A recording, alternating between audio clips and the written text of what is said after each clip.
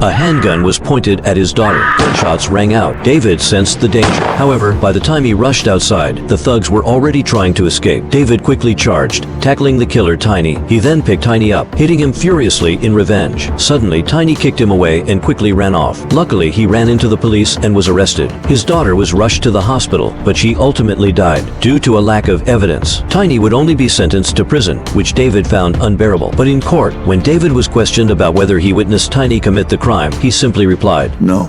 The court then dropped the charges against Tiny. Tiny swaggered out of the courthouse, and his gang-affiliated brother Jack celebrated his acquittal, while David was watching them and then followed in his car. He finally waited until Tiny came out alone. David immediately trailed Tiny to a secluded spot and then sped up. Pulled out a baseball bat and walked towards Tiny, ignoring Tiny's pleas for mercy, wildly swinging the bat again and again.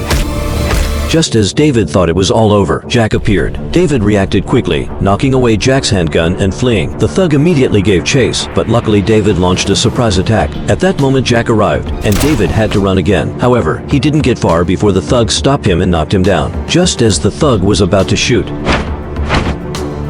David quickly ran, but Jack kept shooting. Fortunately, a police car happened to pass by. Jack quickly put down his handgun. While David was seeking help, he quickly escaped, so the police staked out near his house to ensure David's safety. But the police car was suddenly smashed. Two foolish officers quickly gave chase. David sensed the danger, but Jack and his men suddenly burst in. Then gunshots rang out, and Jack aimed at David.